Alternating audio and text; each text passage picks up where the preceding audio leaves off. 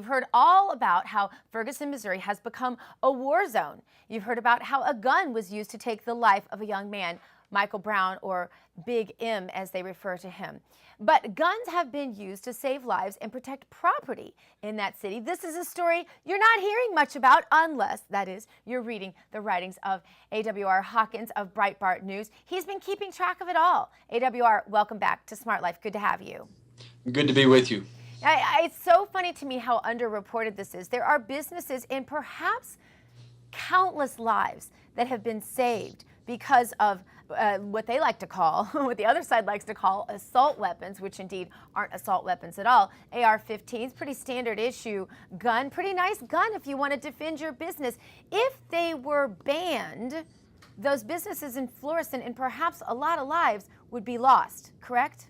Oh yeah, absolutely. You know, if you look at the pictures coming out of Ferguson, what you see are business owners standing in front of their business with an AR-15, in some cases an AK-47 or a shotgun strapped over their shoulder. And a point I like to make, I don't like to focus on racial differences or any type of differences that separate one type of American from another. But on guns, it's important to understand these are not the stereotypical fat white gun owners that liberals like to make fun of. We're talking about black business owners standing in front of their businesses with an AR-15 and AK, whatever it is they have, saying to the looters just by standing there, they're saying, listen, this is my property.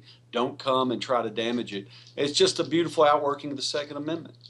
It really is. And I think people are starting to have to catch on to some of what's actually happening in this country when politicians are wanting to take away your very right to defend your guns. And one of the things they love to say is, oh, yes, okay, you can have a gun for hunting. But Right. That's not really what the Second Amendment is written into our Constitution for, hunting. Tell us why. Well, I mean, if you look at anyone who wants to, when we're done with this segment or when your show's over, have them Google Federalist Papers. Federalist number 46 would be the best one to Google. In Federalist 46, James Madison said that America's advantage is that citizens are armed and that they have an advantage over Europeans in that Americans in and of themselves, by being armed, provide a check on the expanse of government, the overreach of government, and even more importantly, the tyranny of a centralized government. That is why we ultimately have arms.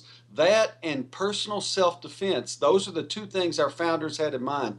When they try to tell us we own guns so we can hunt, whoever says that is A, ignorant, or B, they think that they can lie to us and we're so ignorant we'll believe it, but that is not the case. And we're becoming more educated on guns all the time.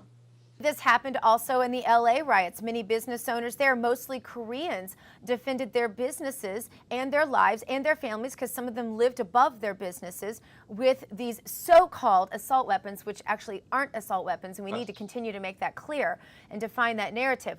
But this is the thing, AWR. So many people believe that there's no need for these guns, that they're somehow more violent, when indeed, most of the times, crimes aren't committed with these guns, and in fact, many times, lives are saved with these guns.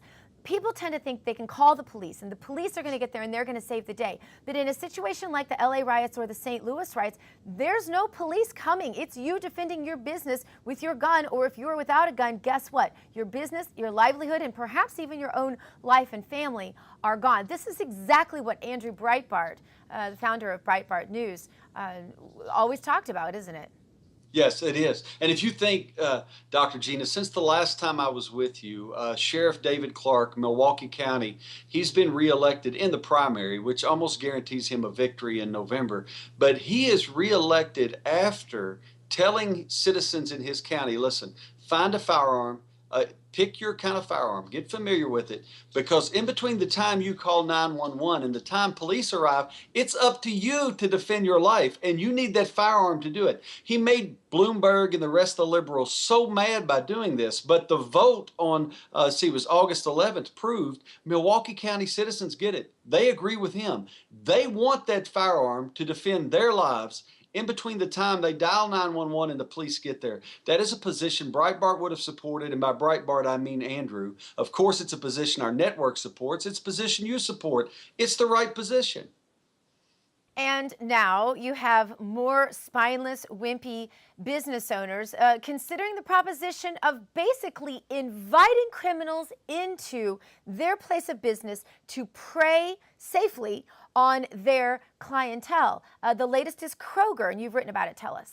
Well, Kroger, now I want to be clear, Kroger has not responded yet, but Moms Demand Action for Gun Sense in America, the group that Michael Bloomberg funds, and that's important to understand, the group he funds is pressuring Kroger to ban guns in their store, particularly the open carry of guns in their stores, even in states and municipalities where open carry is legal.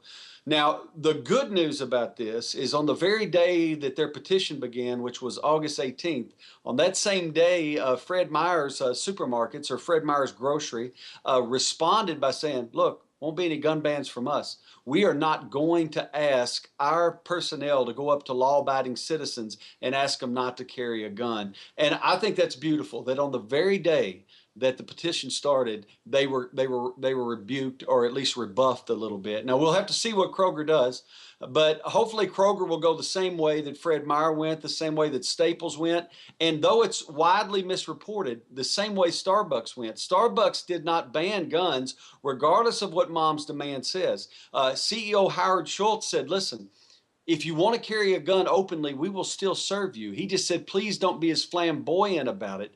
And that's really an argument that is fair to make, that he doesn't want someone coming in flashing their AR-15 in a reckless manner. That is a suitable request, but it's by no means a gun ban. Yeah. One last thing I want to get to. You wrote about this, the Army's plan for use of lethal force in riot situations. There's a lot of concern over the militarization in Ferguson right now. Can I get you to comment on that?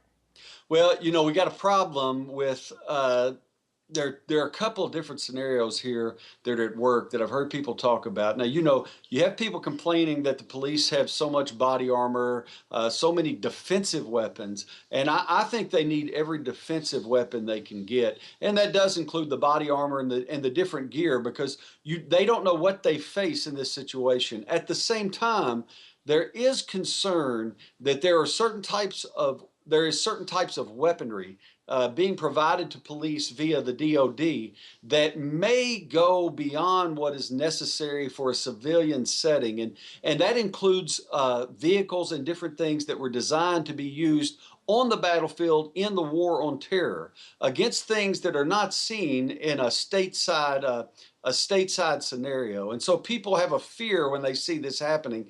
And it's being addressed by different people, mainly right now the Democrat Party. Hank Johnson from Georgia, the congressman, is trying to defund it altogether. That's the wrong solution. You don't look at our policemen who are out there risking their lives every day, policemen and policewomen. You don't respond to this situation by taking away their funds and their weapons. We have to have a rational approach, figure out what is necessary and what isn't. And from that point forward, we can make a decision together on what should and shouldn't happen. Absolutely. All right, AWR, thank you so much for being on the show. Tell us where we can find your work. Well, you can find me on Breitbart every day, Breitbart.com, or on Twitter at AWR Hawkins. All right, awesome. Thanks so much. And don't forget, we'd love to hear from you, too. You can always go to the Smart Life page, MoneyBizLife.com. Click on the Ask Dr. Gina button, send us an email, or contact me via Facebook or Twitter.